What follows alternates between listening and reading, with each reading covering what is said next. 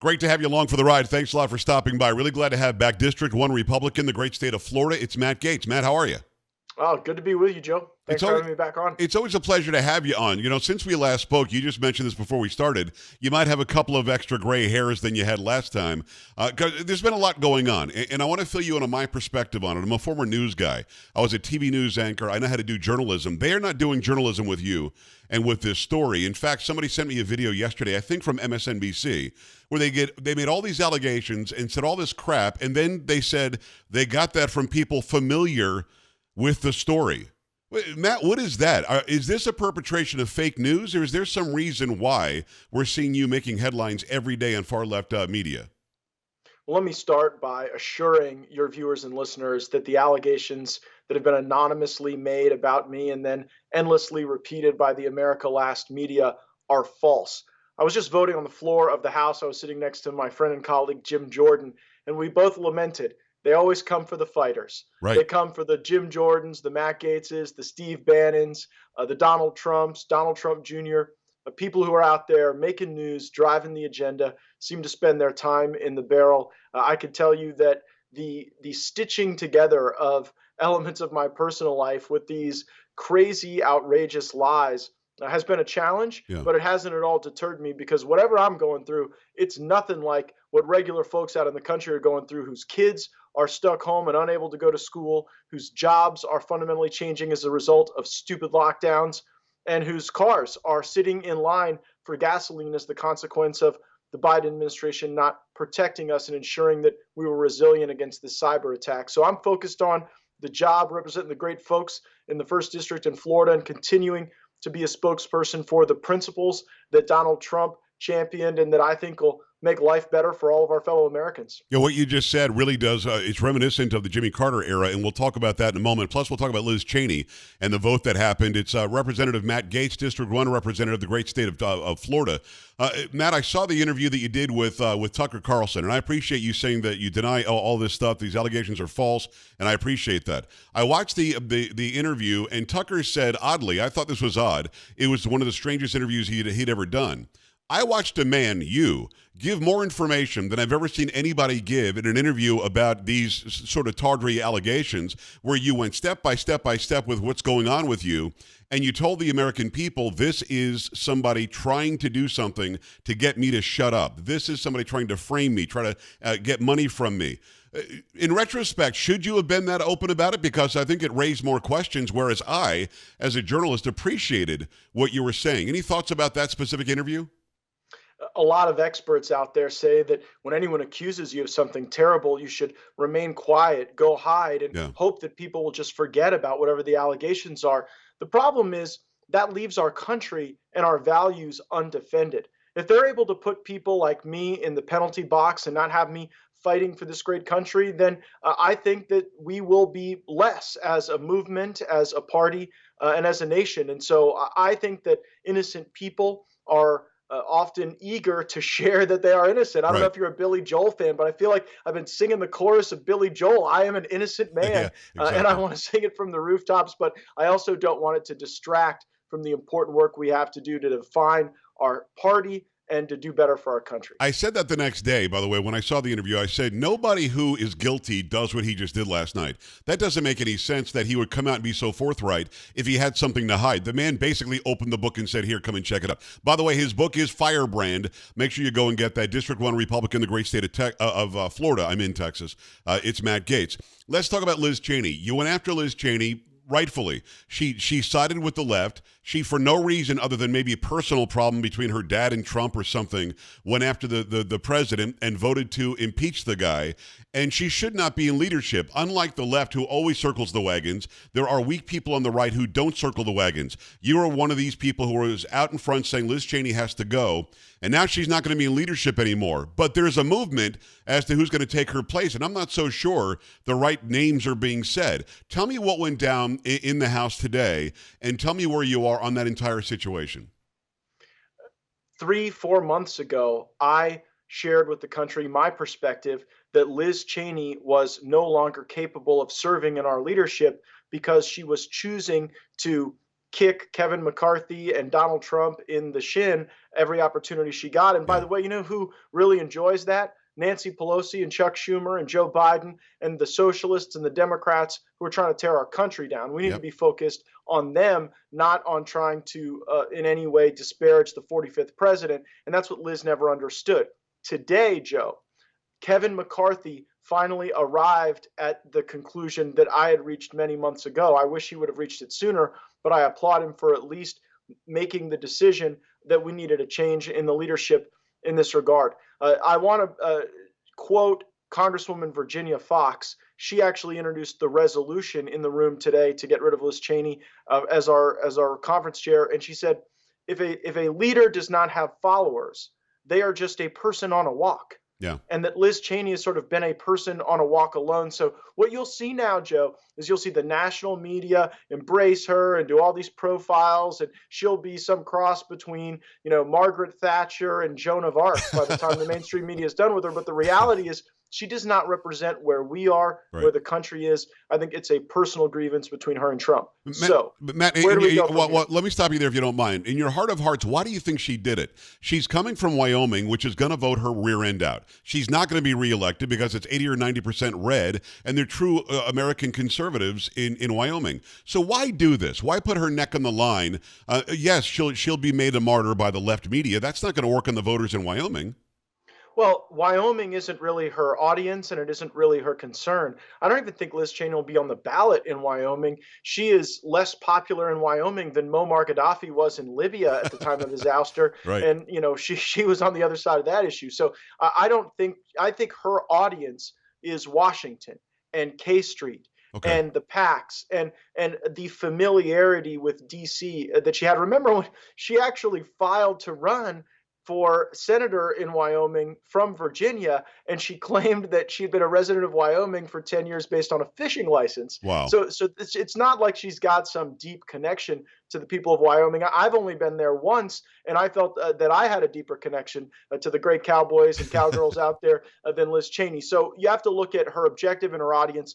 It's going to be the mainstream media. It's going to be the Washington apparatus. And here's where we can't sleep.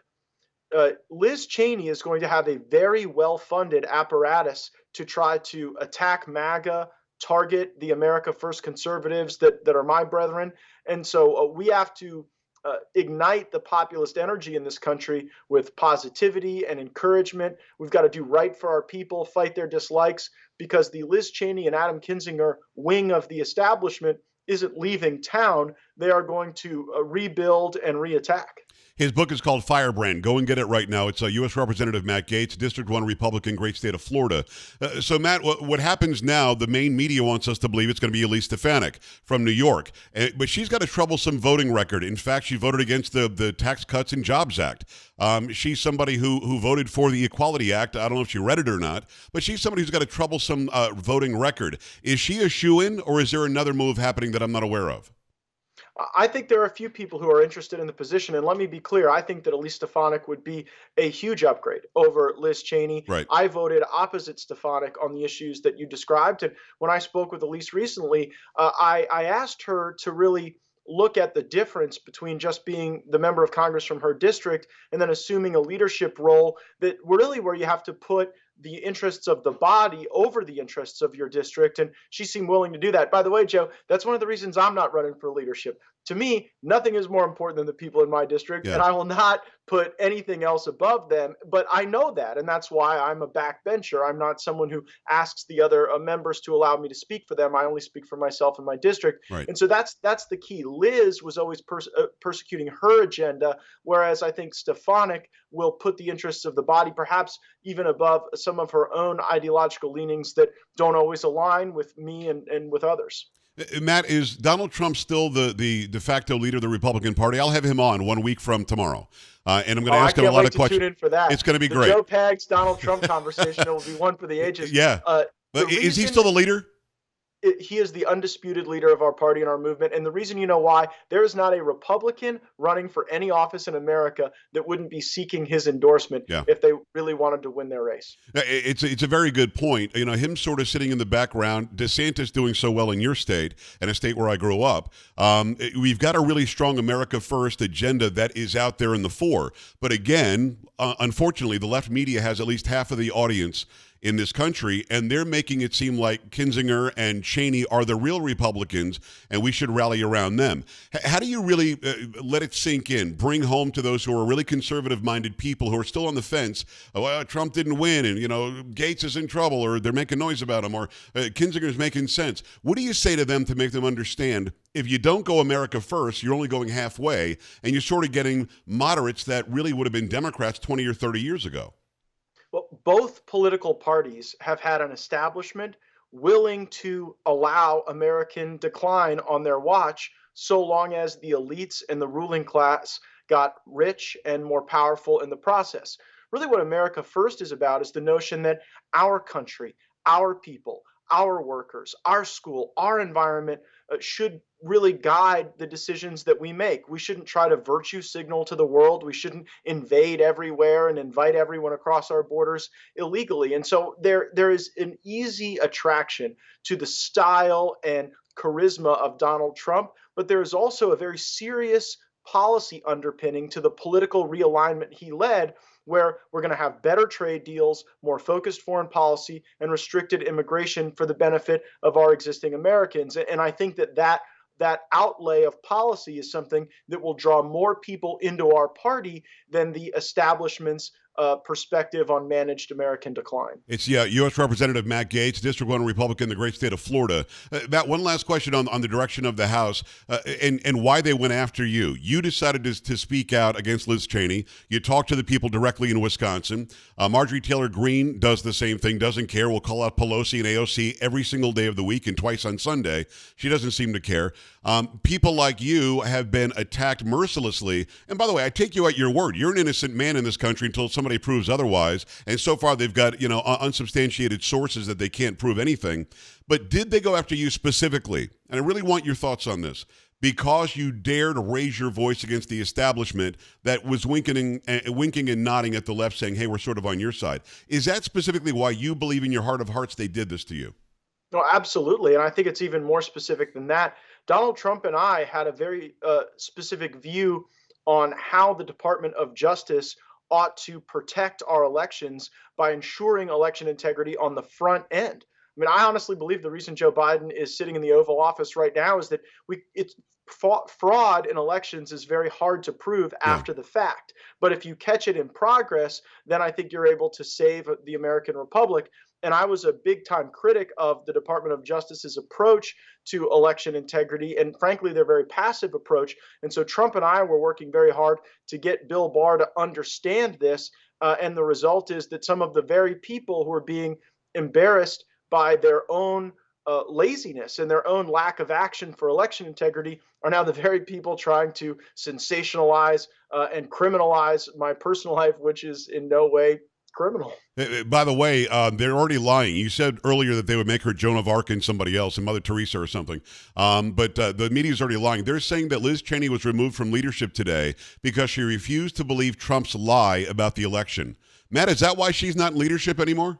Absolutely not. There are plenty of people in our conference who hold leadership positions who hold Liz's beliefs on the 2020 election. I don't hold those beliefs, but there are people who do. It was the fact that she just couldn't let go. She had to use every opportunity to try to kick Donald Trump or kick Kevin McCarthy. And the rest of us were sort of sick of that. We would prefer that we focus our energy on retaking the House and giving the American people a positive vision to be a part of. This man is a firebrand. The name of the book is Firebrand. Get it? It's U.S. Representative Matt Gaetz. Matt, you are innocent in the eyes of all of our justice system and certainly in the eyes of those who watch and listen to this program until somebody proves otherwise. I'm sorry that you're going through this with nothing substantiated. And thank God you came back on and that you are raising your voice again. I feel like you laid back a little bit for a while. Are we going to see the old Matt Gaetz going forward? I love being the firebrand. It's why my people sent me here. And look, we got some real important fights. We got a crisis on our border. a country that has not been sufficiently protected from cyber attacks. We have a president who I think is very diminished in his leadership. Yeah. And so I think the country needs me out there fighting as much as ever, and I got no quit in me. I hope that we'll have you on again very soon. It's U.S. Representative Matt Gaetz. Get his book. It's Firebrand. Matt, thanks for making the time today. Let's do it again soon. Thanks, Joe. Great being with you. All right, brother. We're back after this. Stay right here.